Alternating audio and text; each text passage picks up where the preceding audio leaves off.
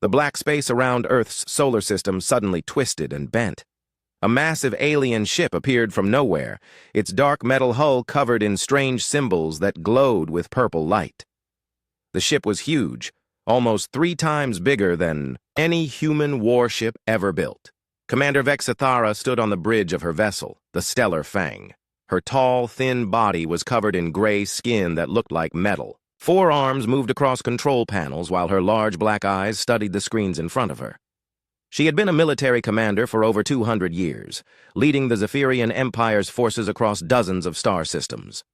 "Report," she said in her deep voice. Her words came out as clicks and whistles, but the ship's computers changed them into the common language her crew understood.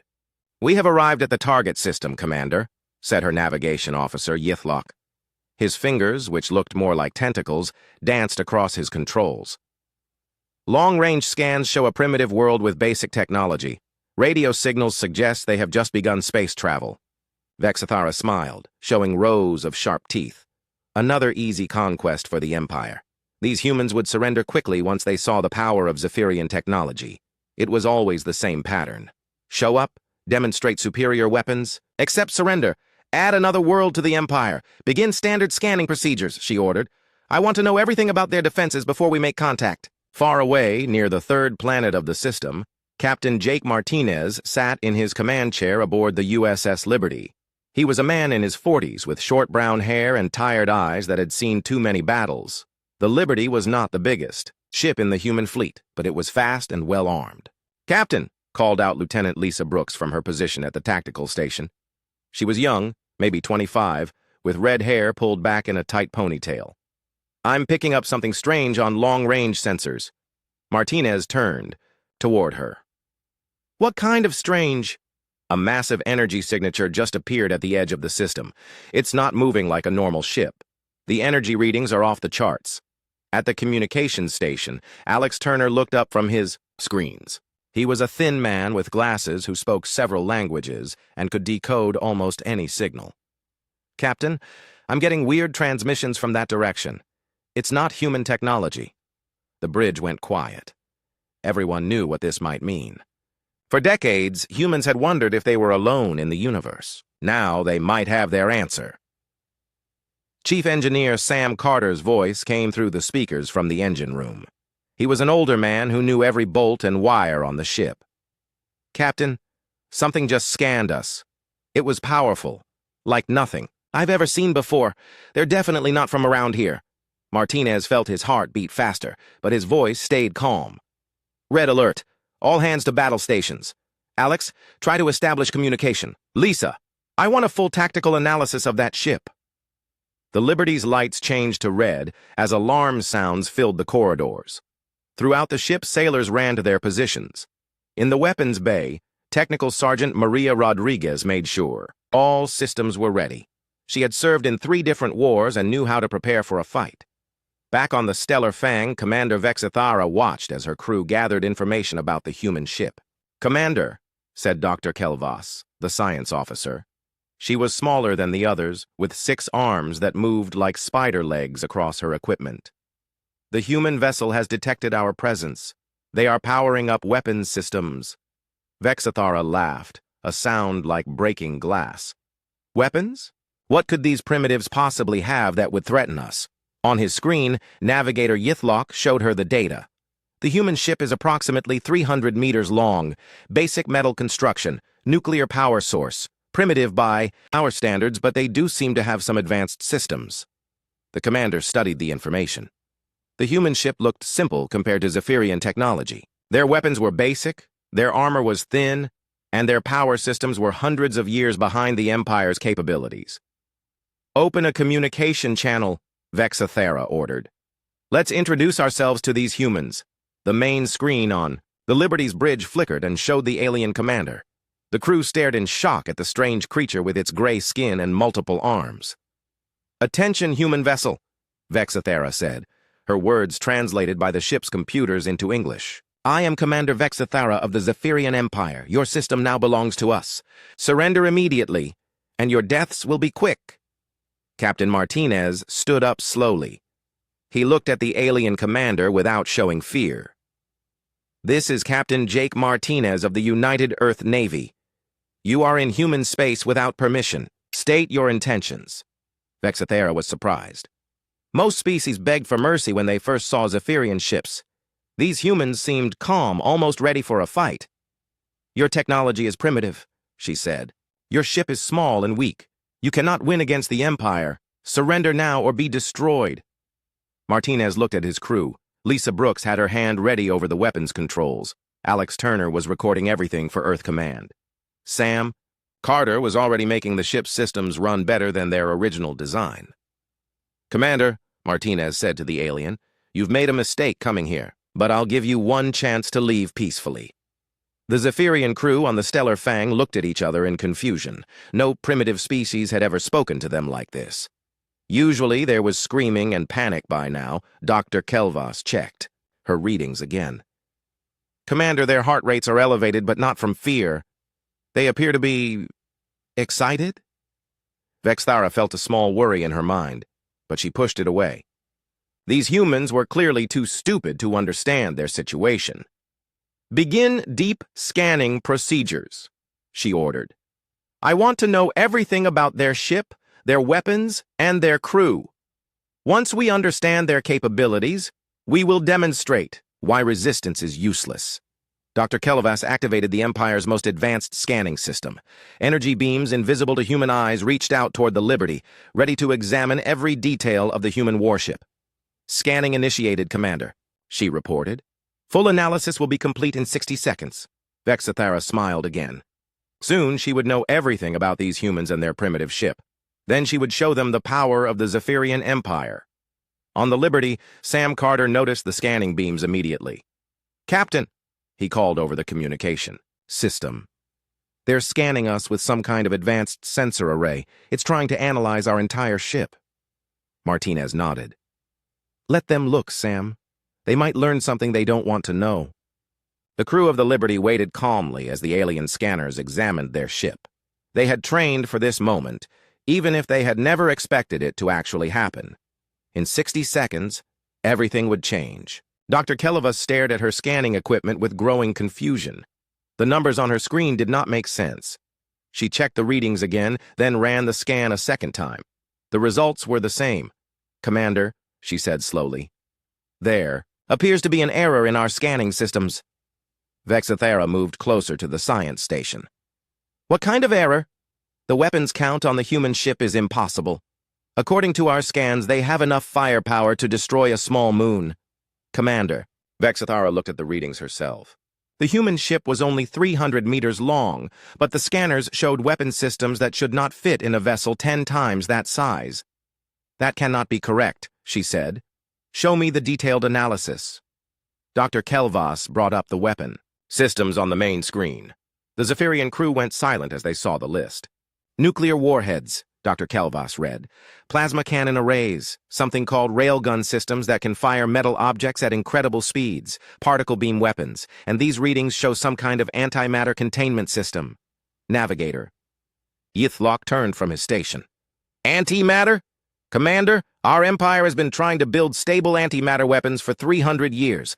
The technology is too dangerous." "The humans have not just built it," Dr. Kelvas continued. "They have made it small enough to fit on a patrol ship. The power output from their antimatter system is greater than our main battle cruiser." Vexathara felt something she had not experienced in decades of conquest: fear. "What else does the scan show?" she asked. Dr. Kelvas worked through the data. "Their armor is not just metal, Commander. There are layers of materials we do not recognize. Energy-absorbing compounds. Self-repairing systems. The hull can apparently heal itself if damaged." On the USS Liberty, Chief Engineer Sam Carter was making small adjustments to the ship's systems. He did not know that alien scanners were examining every modification he had made over the past 5 years. "Sam," Captain Martinez called over the communication system, "how long are you going to let them scan us?" "A few more minutes, Captain," Sam replied. "I want them to get a really good look."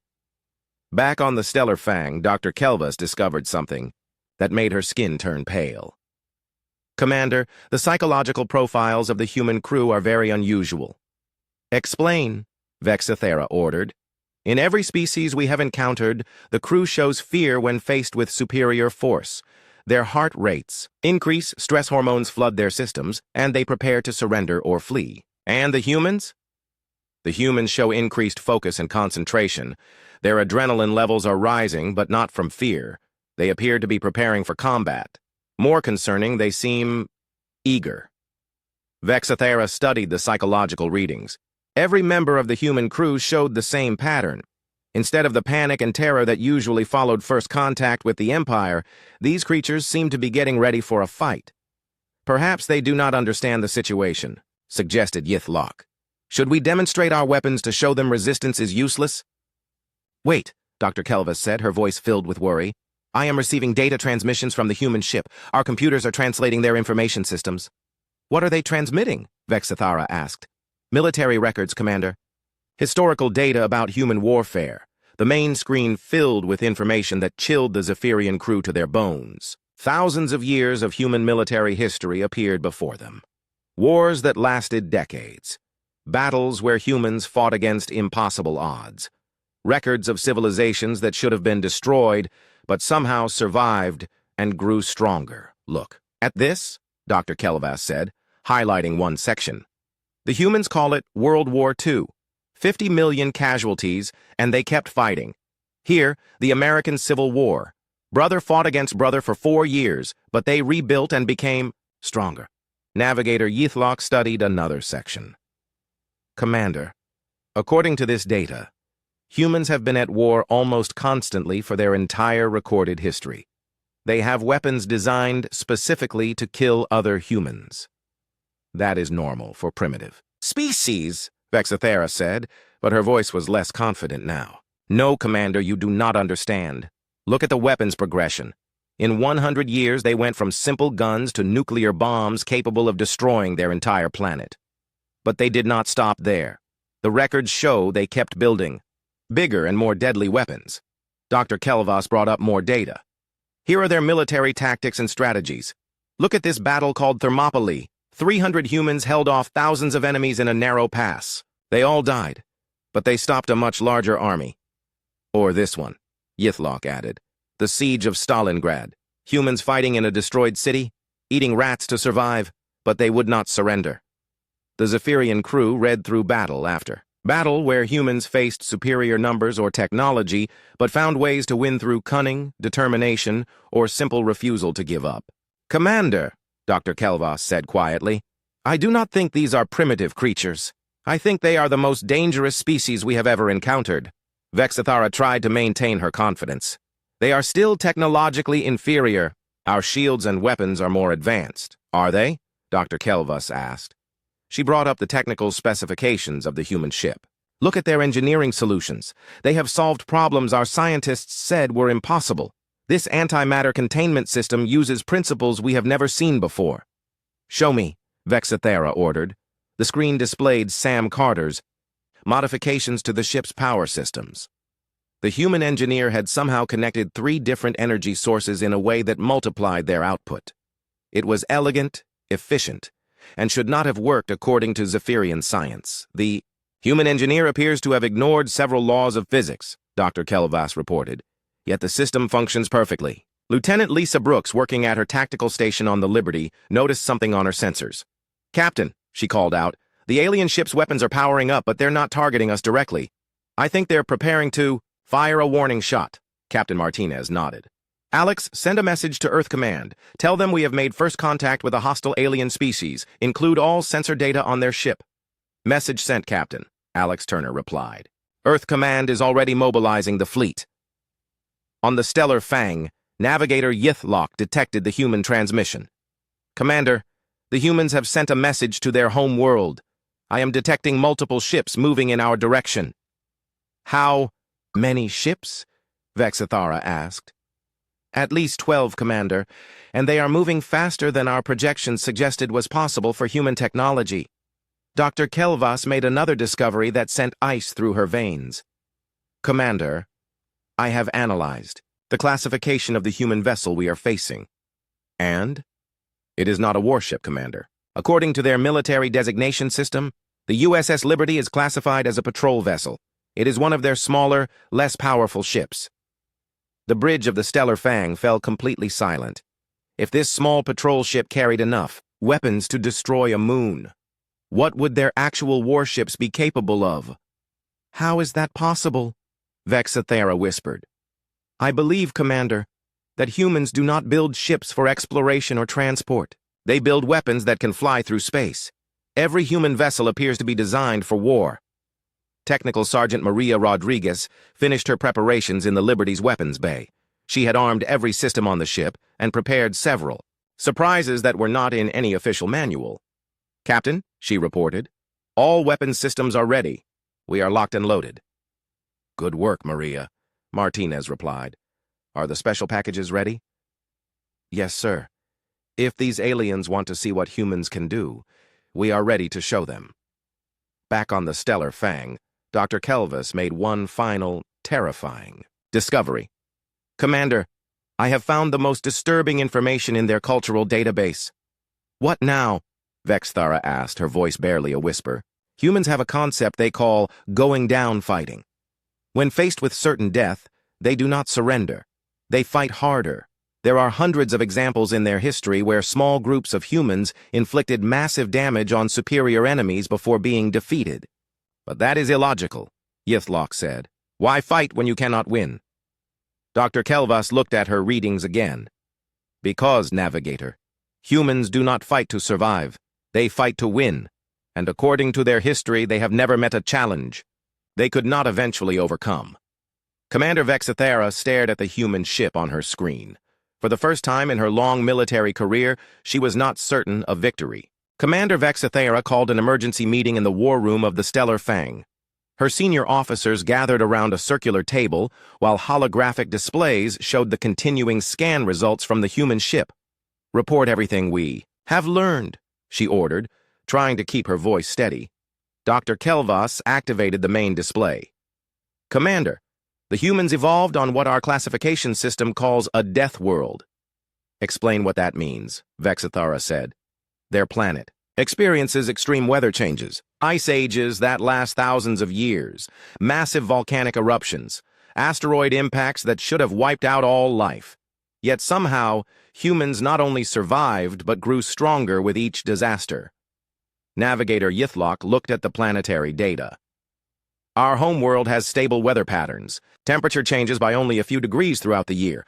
How did they survive such chaos? They adapted, Navigator. Look at this genetic analysis. Humans can survive in almost any environment. Hot deserts, frozen wastelands, high mountains, with thin air. Their bodies change to match whatever conditions they face. Dr. Kelvas brought up more information. But the environmental pressure is not the worst part, Commander. Look at their predator analysis. The screen showed creatures that made the Zephyrian crew step back in fear. Massive bears with claws longer than swords, cats with teeth like daggers that could leap incredible distances, sharks with rows of razor-sharp teeth, snakes whose bite could kill in minutes. These creatures shared the planet with humans? Yithlok asked. Not just shared, Navigator. Humans hunted them. With primitive weapons made of stone and wood, humans became the dominant species on a world full of natural killing machines. Meanwhile, on the USS Liberty, Captain Martinez was studying the alien ship through his own sensors. The enemy vessel was large and clearly built for war, but something about its design bothered him. Lisa, he called to his tactical officer, what do you see when you look at that ship? Lieutenant Brooks studied her readings carefully. It's powerful, Captain, but the weapon placement is strange. All their main guns point forward. They don't have many defensive systems on the sides or rear. Exactly, Martinez nodded. It's built to fight enemies that run away, not enemies that fight back. At his communication station, Alex Turner was intercepting more alien transmissions. Captain, I'm picking up panic in their communications. Their translator is working. Both ways now. They're scared. Chief Engineer Sam Carter's voice came over the intercom from the engine room. Captain, I've been thinking about that scan they did. They got a good look at our systems, but I don't think they understood what they were seeing. How so, Sam? Our technology evolved differently than theirs, sir. They have big, powerful systems that do one job very well. We have smaller systems that can do many different jobs. It's like comparing a sword to a Swiss Army knife. Back on the Stellar Fang, Dr. Kelvas continued her terrifying presentation. Commander, I have analyzed human entertainment media to understand their psychology. Entertainment? Vexathera asked. Humans create stories and games about warfare. For fun. Look at this data. Thousands of movies about battles, books about military strategy, games where they practice fighting against superior enemies. The screen showed titles of human war movies and military games. The Zephyrian officers stared in horror at images of humans fighting robots, aliens, monsters, and each other with obvious enjoyment. They treat warfare as entertainment? Yithlock whispered. It gets worse, Navigator. I found their military training programs. Human soldiers practice something called asymmetric warfare. They specifically train to fight enemies with better technology. Dr. Kelvas displayed human military tactics, guerrilla warfare, urban combat, sabotage operations, psychological warfare. The list went on and on. Look at this strategy called defeat in detail. Humans will attack a larger enemy by breaking their forces into smaller pieces and destroying them one by one. Or this one, she continued, highlighting another section. They call it force multiplication. Humans use tools and tactics to make small numbers of soldiers as effective as much larger armies. Commander Vexathara studied the data with growing dread. How many of these tactics do they know? All of them, Commander, and they constantly create new ones. Human military academies teach thousands of different ways to win battles against superior enemies. On the Liberty, Technical Sergeant Maria Rodriguez was making final preparations in the weapons bay. She opened a secured locker and removed several devices that were not standard military equipment. Rodriguez to Captain Martinez, she called. Go, ahead, Maria. Sir, I've prepared some special surprises based on the alien ship's design. If they want to start a fight, we can end it quickly. What kind of surprises? The kind that will make them think twice about picking on humans, Captain. Dr. Kelvas brought up another section of her analysis. Commander, I have discovered something about human biology that explains their behavior. What now? Vexathara asked, dreading the answer. Humans become more intelligent under stress. Their bodies produce chemicals that improve their thinking. When they are in danger, most species panic when threatened. Humans become smarter and more creative. The screen showed human brain chemistry during combat situations. Instead of the fear paralysis common in other species, human brains showed increased activity in areas related to problem-solving and tactical thinking. They are biologically designed for warfare, Dr. Kelvas concluded. Navigator Yithlock checked his long-range sensors. Commander, more human ships are approaching. I count 15 vessels now, and they are moving in formation. What kind of formation? Vexathara asked. I do not recognize it, Commander, but they are surrounding us while staying out of our main weapon range. Captain Martinez studied the tactical display on his screen. The approaching human fleet was moving into position exactly as planned. Every ship knew its role. Alex, open a channel to the alien ship, he ordered. Channel open, Captain. Martinez looked directly at the alien commander on his screen. Commander Vexathara, you have approximately 5 minutes to withdraw from our system peacefully. You dare threaten the Zephyrian Empire? She replied, but her voice lacked its earlier confidence. I'm not threatening you, Martinez said calmly. I'm giving you information. In 5 minutes, my tactical situation will change significantly. What does that mean? Vexathara demanded. It means, Commander, that right now you're facing one patrol ship. In 5 minutes, you'll be facing a wolf pack. The communication channel closed, leaving the aliens to wonder what a wolf pack might be. Dr. Kelvas quickly searched the human database. Commander, a wolf pack is a hunting formation used by Earth predators. Small, fast, coordinated attacks from multiple directions.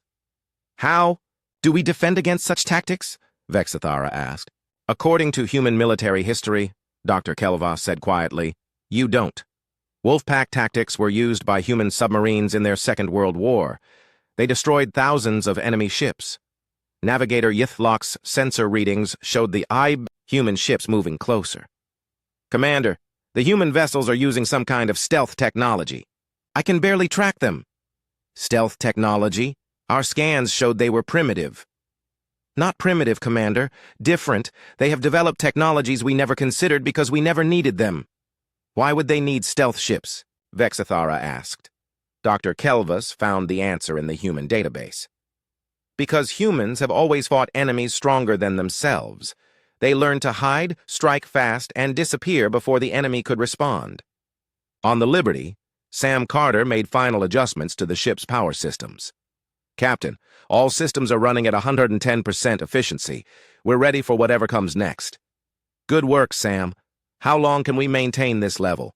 As long as we need. To, Captain. These systems were designed by humans. They don't break down when you need them most. Commander Vexithara stared at the tactical display showing human ships closing in on her position. For the first time in her career, she was not sure her ship would survive the next few minutes. Dr. Kelvus, she said slowly. In your analysis of human culture, did you find any records of them showing mercy to enemies? The science officer checked her data. Yes, Commander, but only after the enemy surrenders completely. And if we do not surrender? Dr. Kelvus looked at the psychological profiles of the human crews surrounding them. Then, Commander, we will discover why humans are the dominant species on a planet full of monsters. Captain Jake Martinez made a decision that would change the course of both human and alien history. Instead of waiting for the Zephyrians to attack, he chose to show them exactly what scanning a human warship had revealed. All stations, this is the captain, he announced over the ship's communication system. Implement Protocol 7. Throughout the USS Liberty, systems that had been hidden during the alien scan suddenly came online. The ship's hull shimmered and became partially invisible as advanced stealth generators activated. Energy readings that had seemed impossible to the aliens now made perfect sense as backup power systems emerged from concealed compartments. Chief Engineer Sam Carter smiled as he watched his modifications come to life. Captain, all hidden systems are now active. We're running at full combat efficiency. Excellent, Sam. Show our guests what human engineering really looks like. On the stellar Fang, Dr. Kelvus watched her sensors in growing panic as the human ship transformed before her eyes. Commander, she called out, the human vessel is changing. Power output has increased by 400%. I'm detecting weapon systems that were not there during our initial scan. Commander Vexithara rushed to the science station. That's impossible. Our scanners are the most advanced in the galaxy. Commander, I believe the humans hid their true capabilities. Look at these readings. The ship we scanned was operating at perhaps 25% of its actual capacity. Navigator Yithlok looked up from his station with fear in his large black eyes. Commander, I'm detecting 15 more human ships on approach, but now my sensors show 30 contacts. 30? How is that possible? I believe, Commander, that humans have been following us since we entered their system. Half their fleet was already here, hidden from our sensors. Lieutenant Lisa Brooks coordinated the approaching human fleet from her tactical station. Each ship moved with precision that spoke of years of practice and preparation. Captain, she reported, all fleet units are in position. We have the alien ship completely surrounded. Good work, Lisa. Communications. I want every ship in the fleet to lock weapons on the alien vessel simultaneously. Alex Turner transmitted the order across the fleet. Within seconds, 30 human ships had their weapons aimed at the single Zephyrian vessel. The psychological effect on the alien crew was immediate and devastating. Dr. Kelvus watched as her threat assessment computers tried to calculate their odds of survival. The numbers were not encouraging. Commander, if the humans attack with coordinated fire, our shields will fail in approximately 8 seconds. 8 seconds? How can such primitive weapons be so effective? They are not primitive, Commander. They are different. Human weapons appear to be designed specifically to destroy heavily armored targets like our ship. Captain Martinez opened a communication channel to the alien vessel. His voice was calm and professional, which somehow made it more terrifying to the Zephyrian crew. Commander Vexithara, you wanted to know about human capabilities. Allow me to demonstrate. On his order, every human ship fired a single warning shot into empty space. The coordinated display of firepower lit up the darkness like a deadly fireworks show. The Zephyrian crew watched in horror as human weapons tore through space where their ship would have been if they had moved forward. The precision was perfect. Every shot arrived at exactly the same time and place. How did they coordinate so perfectly? Yithlok whispered. Dr. Kelvas checked her analysis of human communication systems. They are using quantum entanglement communication navigator, instant coordination across any distance. The technology is theoretical in our empire. It's not theoretical to humans, Vexathara said quietly. Technical Sergeant Maria Rodriguez activated her special preparations from the Liberty's weapons bay. Hidden launchers opened along the ship's hull, revealing weapons that were not part of any official design. Captain, she reported with satisfaction. Package 1 is deployed. What is Package 1? Captain Martinez asked, though his smile suggested he already knew. Something I designed based on human military history, sir. If these aliens want to fight, they'll discover what humans learned fighting each other for thousands of years. The packages Maria had deployed were autonomous hunter-killer drones, each one small enough to slip through alien point defenses but carrying enough explosive power to cripple a warship. They moved toward the stellar fang like a swarm of mechanical wasps. Dr. Kelvas detected the approaching drones on her sensors. Commander, the humans have launched some kind of small attack craft, 36 contacts moving at high speed. Destroy them with our point defense systems, Vexathara ordered. I'm trying, Commander, but they're too small and moving too fast. Our systems cannot lock onto them. The drones swarmed around the stellar fang like angry insects, not attacking but making it clear they could strike at any moment. Each drone carried enough explosive power to blast through the alien ship's armor. Commander, Dr. Kelvas said with a trembling voice, I calculate that these small craft carry sufficient firepower to destroy our ship completely. That's impossible. They're tiny. Yes, Commander. But there are 36 of them, and they appear to be programmed to target our ship's weak points. Alex Turner activated another human system that had remained hidden during the alien scan. Suddenly, every frequency in space filled with human music. The music was not peaceful or welcoming. These were songs that had inspired human warriors for centuries, battle hymns that spoke of courage in the face of death, war songs that promised victory or a glorious end. The effect on the Zephyrian crew was profound. Their species had evolved in a peaceful environment where conflict was rare. The aggressive, defiant music triggered fear responses they had never experienced. Turn it off, Vexathara shouted. Stop the noise! I cannot, Commander, Yithlok replied. They are broadcasting on every frequency simultaneously. Our communication systems are being overwhelmed. Among the songs playing was an old human military march with words that chilled the aliens to their cores. From the halls of Montezuma to the shores of Tripoli, we fight our country's battles in the air, on land, and sea. Dr. Kelvas translated the lyrics and felt her courage drain away. Commander, this music describes humans fighting battles across their entire planet, in every possible environment. It's psychological warfare, Vexathara realized. They're trying to break our morale. Commander, Dr. Kelvas said quietly, I believe it's working. Captain Martinez opened another communication channel to the alien ship. Behind him, the bridge crew worked with the calm efficiency of people who had trained for this moment their entire careers.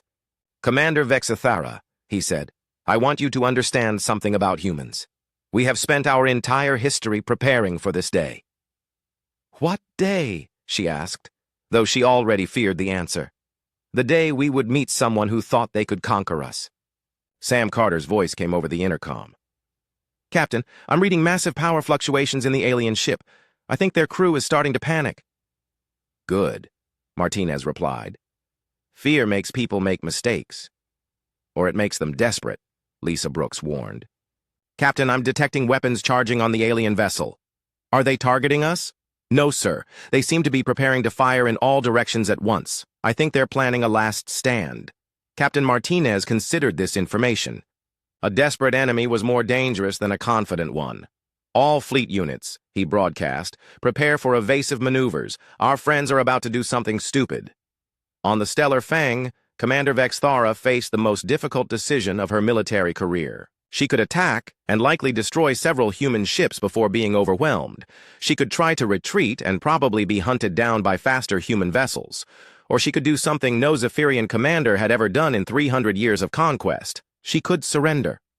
Dr. Kelvas, she said slowly, in your analysis of human behavior, What happens to enemies who surrender? According to their historical records, Commander, humans treat prisoners according to something they call the Geneva Convention. Prisoners are fed, given medical care, and eventually returned to their homes. And enemies who fight to the end? Dr. Kelvas looked at the battle records from human history. They are remembered in human songs, Commander, but they are still dead. The bridge of the Stellar Fang fell silent as every crew member considered their options. Around them, 30 human warships waited patiently for their decision. Commander Vexithara realized that her empire's expansion had finally met its match. The scan that was supposed to reveal an easy conquest had instead shown her the true nature of humanity. They were not just another species to be conquered. They were warriors who had turned survival into an art form. Commander Vexithara stood alone on the bridge of the Stellar Fang, surrounded by her terrified crew. The weight of command had never felt heavier. In 300 years of military service, she had never faced a decision like this. Around her ship, 30 human vessels waited in perfect formation. Their weapons were locked on target, their crews ready for battle. But they had not fired. They were giving her time to choose. Dr. Kelvas, she said quietly, show me the human cultural database one more time. The science officer brought up the information they had gathered about human behavior. What specifically do you want to see, Commander? Show me what they call honor.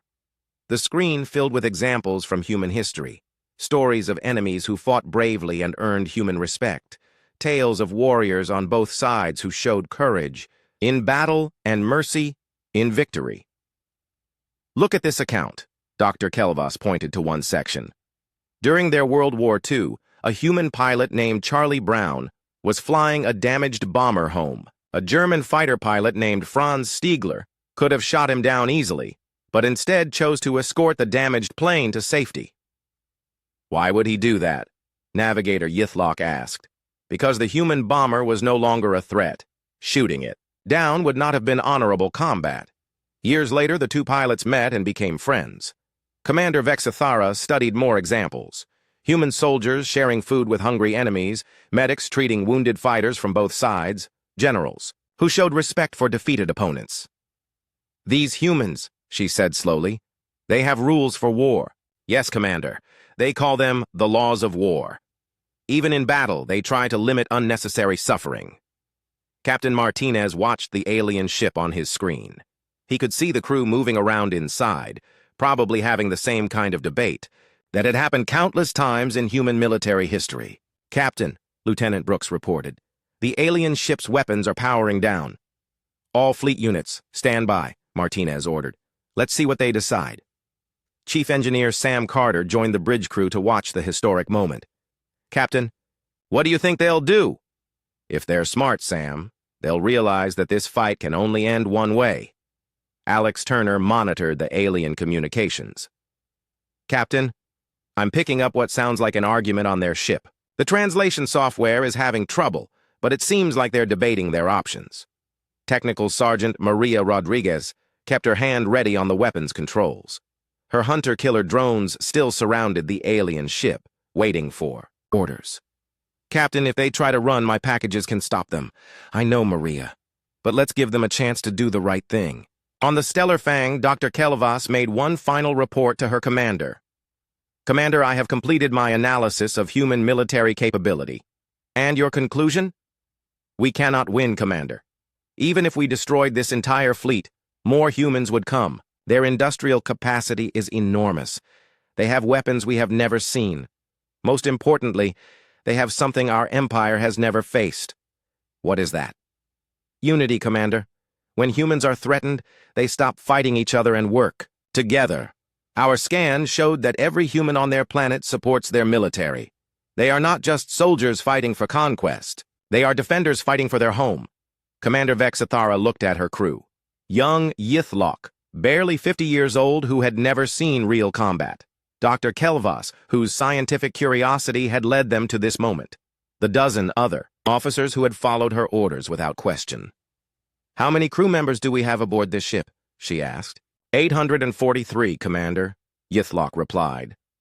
And how many humans are on those 30 ships? Dr. Kelvas calculated quickly. Approximately 15,000, Commander.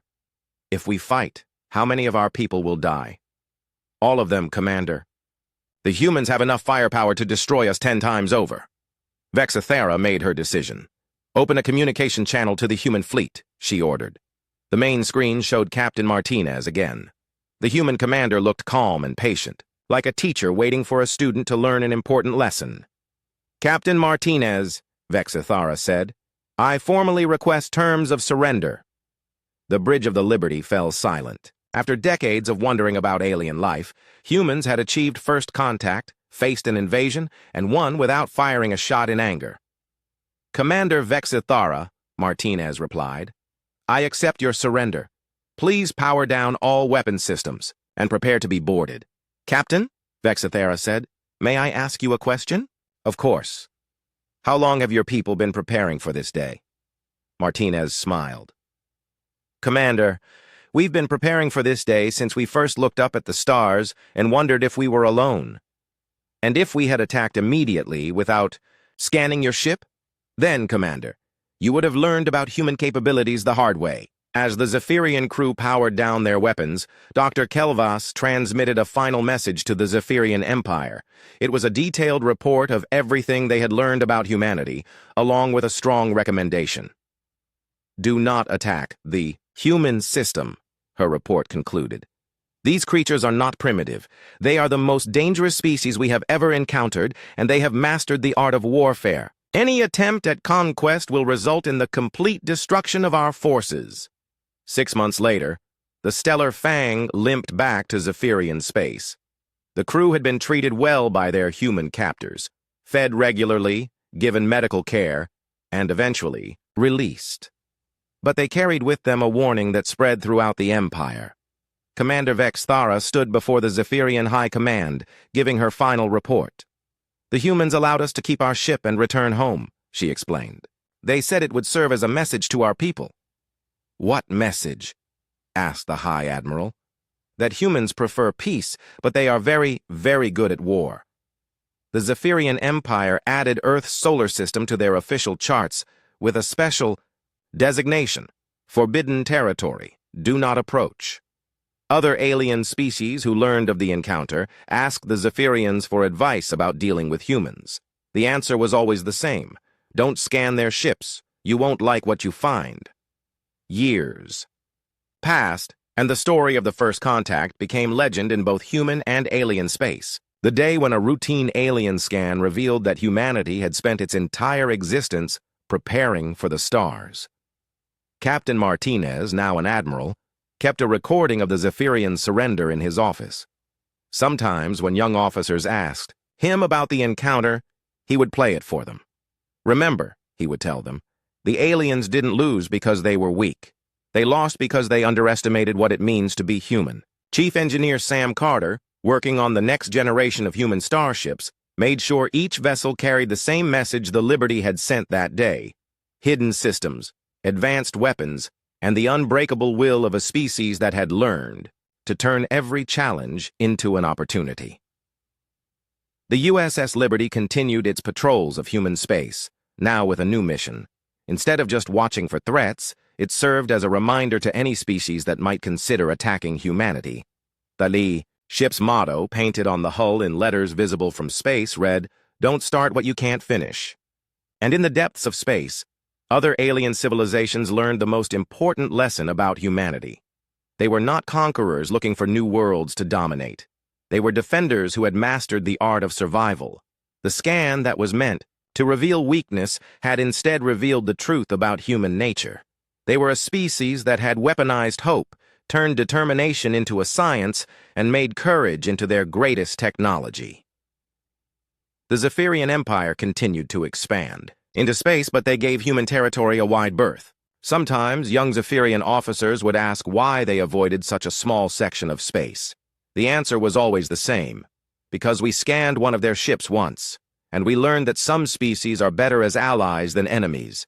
They see a story of the first contact became required reading in alien military academies across the galaxy. Not as a tale of defeat, but as a lesson in the importance of understanding your enemy before choosing to fight. And humanity, having proved they could defend themselves, turned their attention back to the stars with renewed confidence. They were not alone in the universe, but they had shown that being human was enough to earn respect among the stars. The age of human expansion had begun, not through conquest, but through the simple demonstration that Earth's children were ready for whatever the galaxy might bring. In the end, the aliens had learned the most important truth about humanity. They were exactly as dangerous as they needed to be.